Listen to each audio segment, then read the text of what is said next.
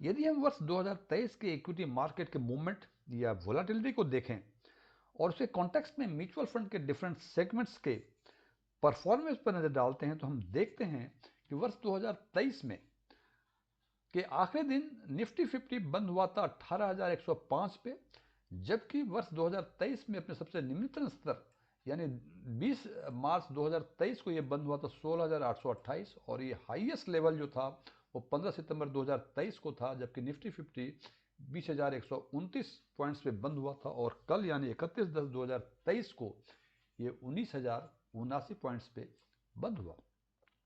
अब हम चर्चा करेंगे म्यूचुअल फंड के डिफरेंट सेगमेंट्स के बेंचमार्क के परफॉर्मेंस का वर्ष 2023 में, यानी डिफरेंट सेगमेंट्स के म्यूचुअल फंड के इंपॉर्टेंट सेगमेंट्स जो हैं उसके बेंचमार्क ने 1 जनवरी 2023 से लेकर 31/10/2023 तक क्या परफॉर्म किया उसके बारे में चर्चा करते हैं।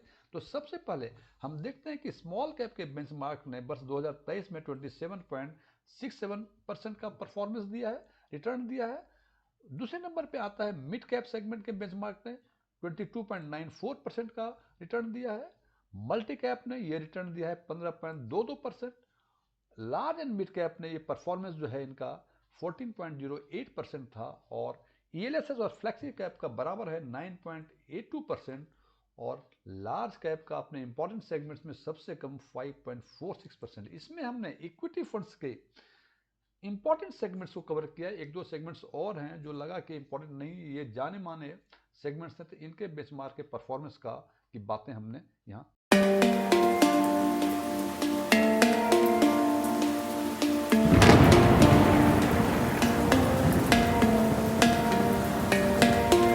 आज हम चर्चा करेंगे म्यूचुअल फंड्स के उन सेगमेंट्स के बारे में जिनके फंड्स ने अपने रेस्पेक्टिव बेंचमार्क को आउट परफॉर्म किया है और वो आउट परफॉर्मेंस का लेवल 70% या उससे अधिक हो। मैं फिर रिपीट कर रहा हूँ, आज हम चर्चा करेंगे म्यूचुअल फंड्स के उन सेगमेंट्स के बारे में जिनके फंड्स ने अपने रेस्पेक्टिव बेंचमार्क को आउट परफॉर्म किया है और वो आउट परफॉर्मेंस लेवल ये कम से कम 70% हो। इस पर आगे चर्चा करने के पहले हम ये देखना चाहेंगे कि सबसे पहले आज के दिन में टोटल इक्विटी स्कीम्स 243 हैं।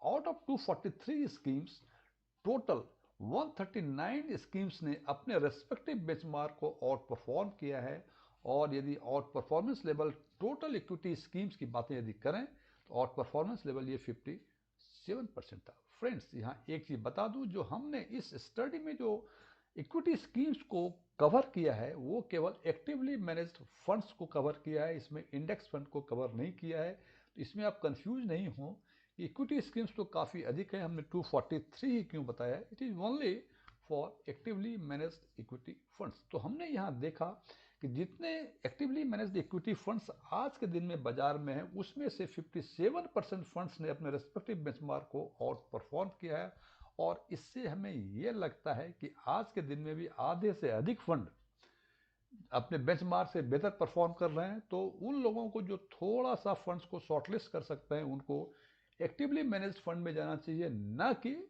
उनको पैसिव मैनेज फंड या इंडेक्स फंड में जाना चाहिए। अब बात करते हैं रेस्पेक्टिव सेगमेंट्स की।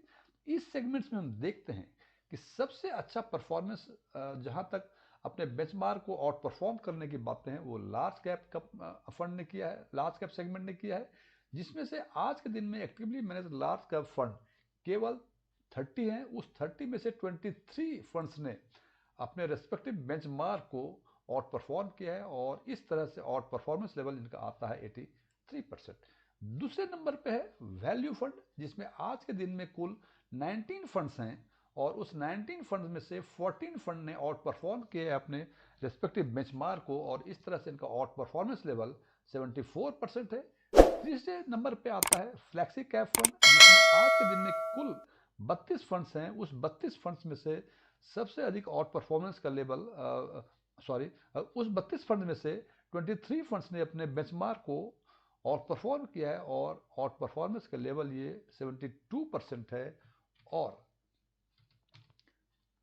उसके बाद चौथे नंबर पे आता है ईएलएसएस फंड, जिनमें आज के दिन में कुल 38 फंड्स हैं। उस 38 फंड्स में से 27 फंड्स ने आउट परफॉर्म किया है ईएलएसएस फंड्स के बेंचमार्क को और आउट परफॉर्मेंस के लेवल 71% है। फ्रेंड्स, एक चीज़ का ध्यान रखें आप, ये एक पैरामीटर है फंड्स को शॉर्टलिस्ट करने का, और हमने आज आज के वीडियो में चर्चा की है केवल 2023 के परफॉर्मेंस लेवल के बेसिस पे। ध्यान रखें, सेगमेंट्स को या फंड्स को शॉर्टलिस्ट करने के बारे में जब करते हैं तो कुछ और भी पैरामीटर्स हैं, तो शॉर्टलिस्ट करने के टाइम में उन पैरामीटर्स को भी ध्यान में रखा जाना जरूरी है। थैंक